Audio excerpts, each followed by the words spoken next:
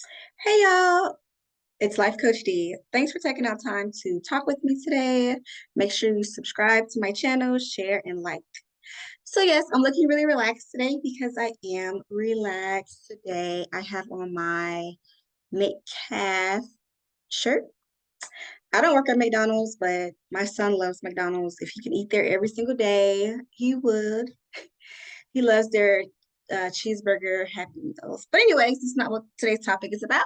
Today's topic is about dealing with miserable, toxic in-laws. So I'm going to dive in on 7 different ways. It's going to be a quick video. It's not going to be long and drawn out. But I'm going to give you 7 different ways to deal with in-laws and what needs to always be at the forefront of your mind. Okay, so I'm going to unlock that. And please tag this video to anyone that's married. This would be a great video for them. And if you have been married before or you're currently married, you can relate to this video. Or even if you know someone that's married that can relate to this video, please tag them. Because I want to make sure you guys have healthy, positive marriages. And if you don't have this mindset, your in-laws will ruin the foundation. So let's dive into the first way. The first way to cope with in-laws would be to keep your marriage first. Understand how important that is. Your marriage is the foundation. What you have with your partner, the vow that you guys made, before the Most High God, that is the foundation. You guys got married for a reason. Your partner chose you for a reason. Your in-laws didn't choose you, your partner chose you. So you want to always keep that in mind when dealing with toxic, miserable in-laws, that you were chosen by your partner. So that do you part to spend the rest of your life with them. So you want to make sure that that's at the forefront because no one is within your 4 walls. Okay. So within your 4 walls, you two matter, you two know what's going on, you two know each other in a different way, and you two have a solid bond. So you want to keep that first, you want to maintain that and make sure that that seal is not broken. Because if you allow your in-laws to play a role in what your bond and what you have with your partner, they will destroy and they have potential to destroy what you guys have, your union. So you don't want to let that happen. You want to keep and put your marriage first at all times and make sure that that union with you and your partner is secured, solid, and strong. Because you have to remember, they chose you for a reason. They chose you to spend the rest of their life with you for a reason. They seen something in you that your in-laws, that their in-laws and your in-laws, that their family and that your in-laws will never understand. And it's not up for them to understand. Okay. So you want to always keep your marriage first, put your marriage first. The second thing that's important when dealing with in-laws is enforcing boundaries. And let me back up. So when I say in-laws, I'm referring to mother-in-laws, father-in-laws, brother-in-laws, sisters-in-laws, even cousins-in-laws. Okay.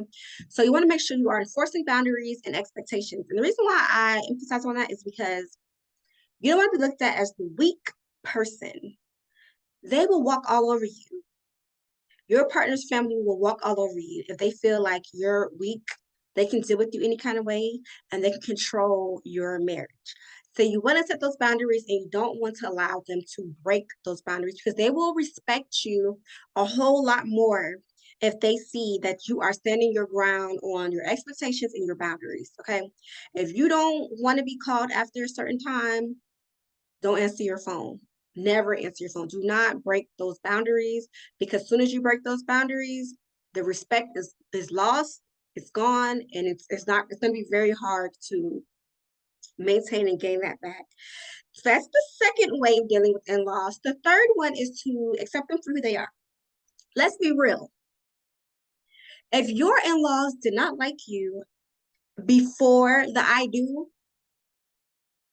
9 times out of 10, they're not going to like you after. Or let's say if you guys had a really good relationship before and then after it's falling apart. Okay, so you have to meet your in-laws where they are. You have to accept them for who they are, meet them where they are, and meet them. At the same time, we hope for the best. We hope for a positive change, right? But in this time, in this moment, accept them for who they are. This way, it allows you to not become hurt. It allows you to protect yourself, guard yourself, and deal with them accordingly. I am very big on dealing with people accordingly.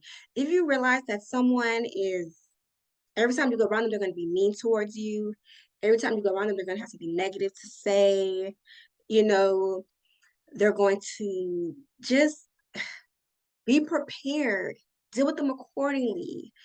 You know, meet them where they are, accept them for who they are. If you have an in-law, a mother-in-law, and she's just negative, she's so negative, she's so nosy, she always have a rebuttal, just be quiet around her. Just be quiet, don't say much, stay out of her way, stay out of her lane. You have a father-in-law who, he's the same way. He's always just waiting to pick on something and pick on you and every little thing you contribute. He has feedback, negative feedback for it. Just pick your battles. Pick your battles wisely. Accept your in-laws for what they show you. Until excuse me, until they show you change, deal with them accordingly.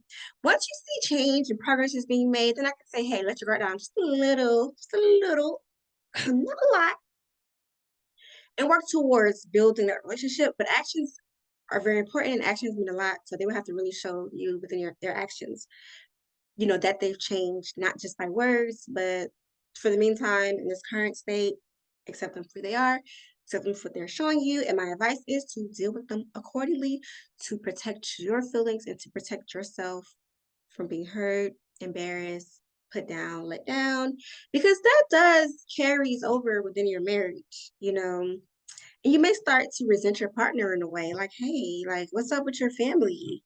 And you don't want to do that because your relationship with your partner is sacred. It has nothing to do with the way your in-laws behave or feel.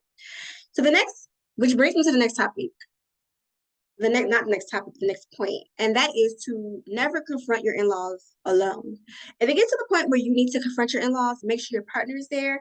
I even suggest that you have your partner doing all the talking. That's his family. He knows his family more than you, better than you. Let him handle it. Let him be your support system. Let him defend you or let her defend you. You just agree and you stay on the sideline and you agree. But let's say, hey, you have to step in and defend yourself. Make sure your partner is there to back you and support you. Do not do it alone. You need to have witness. Dealing with toxic people and miserable and crazy people, you always have to have a witness because they will turn delusional and will lie on you and say you said something you didn't say and you have no proof. So now you're looked at as the bad guy. You're already the one everyone probably dislikes, and it just makes you an easier target. So you want to always have your partner there so they can say, hey, that didn't happen. I was there. I know what happened. And it continues to strengthen your trust with your partner and your bond with your partner. So that's most important. I will always refer to the first way of dealing with in-laws, and that's putting your marriage first. Making sure your partner's in the loop every step of the way when dealing with toxic in-laws is very important. So never confront alone. That's the fourth tip. The fifth one is to keep cool at all times. So always keep it cool. Even when you feel like this person is getting on your nerves, they're purposely trying to get under your skin, always keep your cool in all situations. Because not only is it killing them with kindness, but once you lose your cool, they have won. They've won because now you gave them something to talk about. And that's all they wanted anyway, was something to share with the family negatively about you. Hey, she got slick with me and he got slick with me and he can't come back to my house or something in that form. So you want to always keep it cool. You want to always play it nice. You want to always kill them with kindness, even if you can't stand them inside. And I don't want you to not be able to stand them inside because you've accepted them for who they are. So nothing's personal. Once you accept someone for who they are, it's no longer personal. There's no hate. You just know this person is miserable. This person is unhappy. This person is help. Okay, so let's go into the sixth way of how to deal with an in-law. Told you guys I'm gonna make this quick because I know your attention span and I really want to make sure you get these points at the same time. So it's look for common ground.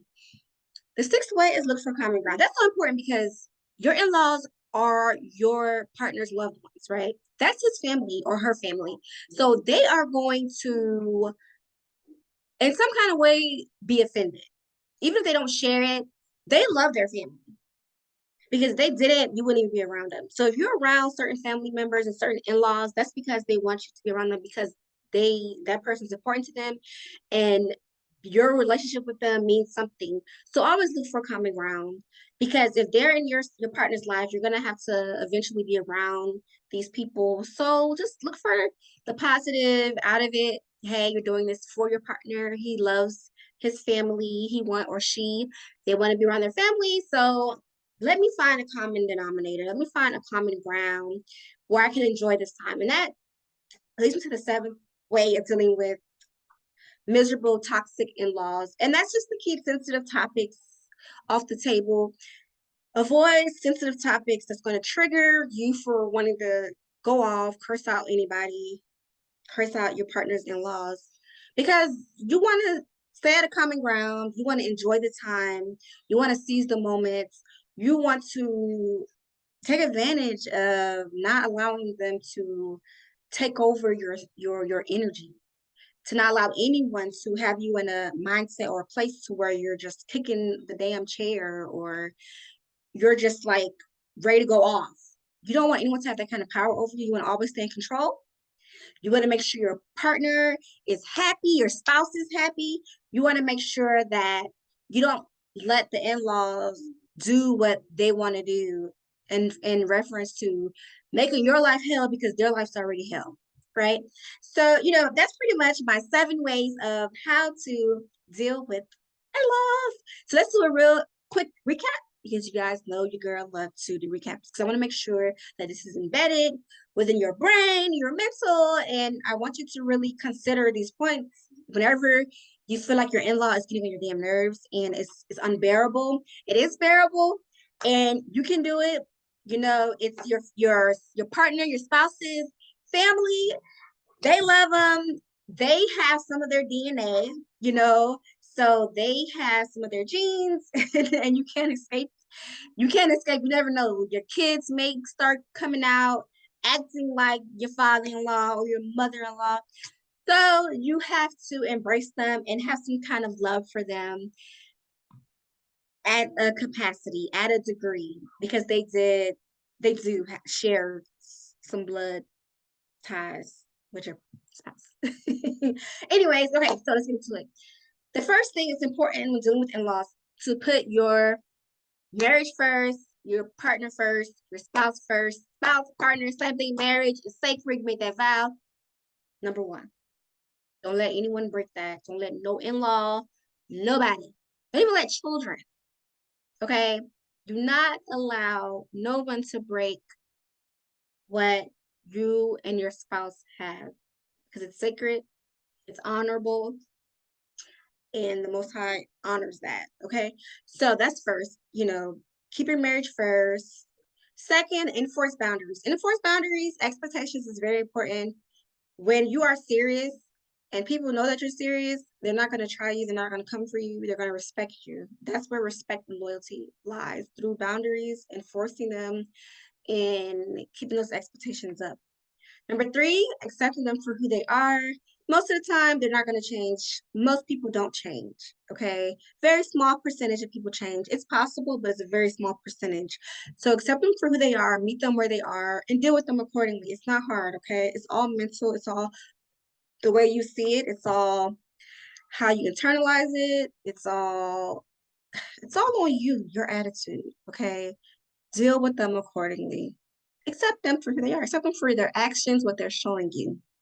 It's not going to change unless it changes with interactions, and you will know, okay? And with time, that guard can come down slowly, but you want to accept them for they are and deal with them accordingly for the time being.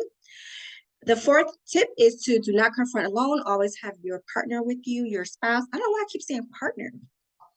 Spouse with you to confront, maybe do most of the talking. It's important to have a witness. It's important to build that trust.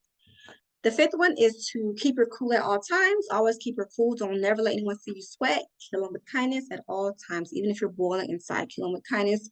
Go pray and meditate in the bathroom, in the car, but while you're amongst their presence, kill them with kindness.